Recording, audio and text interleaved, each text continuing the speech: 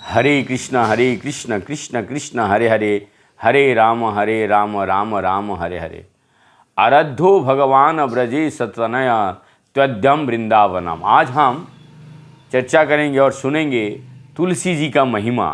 तुलसी जी का महिमा गुणगान कितना प्रभावित पूरे विश्व में इस तुलसी छोटी सी पौधे के क्या लाभार्थ है, हम सुनेंगे। हमारे आराध्य ब्रजेंद्र नंदन श्री कृष्ण है और वांछित धाम अर्थात वासस्थान श्री वृंदावन है। वृंदा एवं वन दो शब्द है। वृंदा में वृंदा का अर्थात है तुलसी, तुलसी का वन मतलब सारे कैरियर जितने जंगल तुलसी के वन है।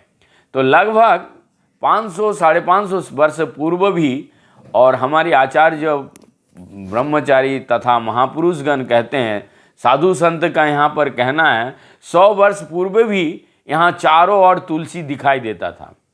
तुलसी पौधे क्यारियों में भरा हुआ रहता था। तुलसी यानी वृंदा की कथा अब लोग सभी लोग विदित हैं, जानते भी होंगे कुछ लोग।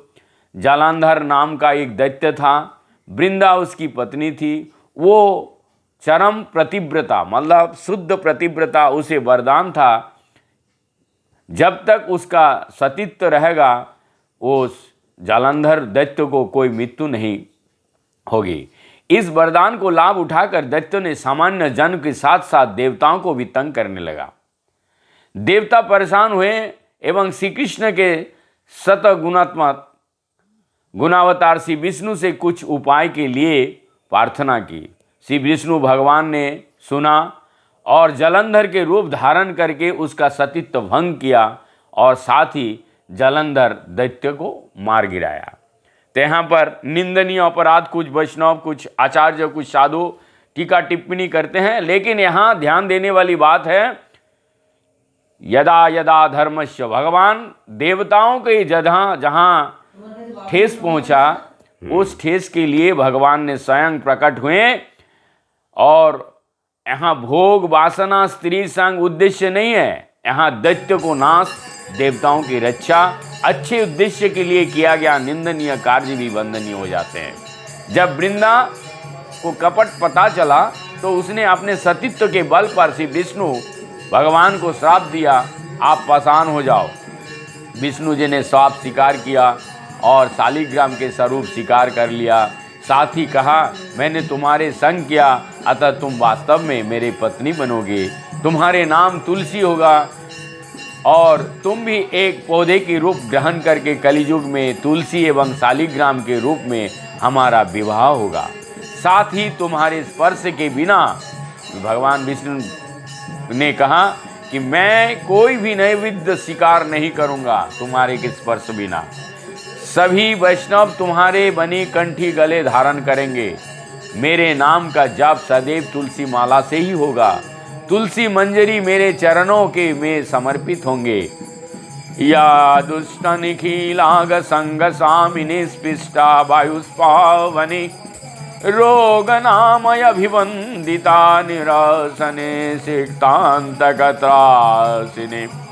प्रत्याशक्ति विधायिनी भगवत कृष्णस्य शरो पिता न्यास्ता तच्चरणे विमुक्ति फलदातस्य तुलसी नमः।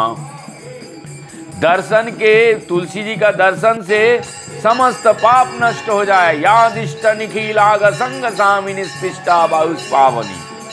स्पर्श करने से शरीर पवित्र होगा, वंदना करने से रोग नष्ट होगा, सिंचन करने से यम का भय नष्ट होगा, रोपण करने से श्री भगवान की भक्ति लाभ होगा, श्री कृष्ण चरण में अर्पण से दुख से मुक्ति होगा। साथ ही जहाँ पुराण पाठ का जो लाभ है तुलसी जी को रखने से, यहाँ सदैव भगवान का वास होगा जहाँ तुलसी जी रहेंगे। अतः मैं सदैव तुम्हारे वन में ही वास करूँगा। भगवान ने कहा तुम्हारे साथ मैं रहूँगा, मेरे समस्त बाल क्रीड़ाएँ तुम्हारे मन वृंदावन में ही होगा, मेरे नित्य धाम नित्य वास निवास वृंदावन में होगा। तुलसी प्रसन्न हो गए और श्री विष्णु भगवान की कृपा से गदगद हो गए। भले एक दैत्य की पत्नी से वो शालिग्राम के स्वरूप विष्णु के पत्नी जो बन गई, इसी के साथ साथ एक पौधे के स्वरूप में सर्वाधिक महत्वपूर्ण पूज्य वंदनीय हो गए। हरे कृष्णा। आप सभी भक्तजनों से निवेदन है, तुलसी जी के प्रति आप सब योगदान रखिए।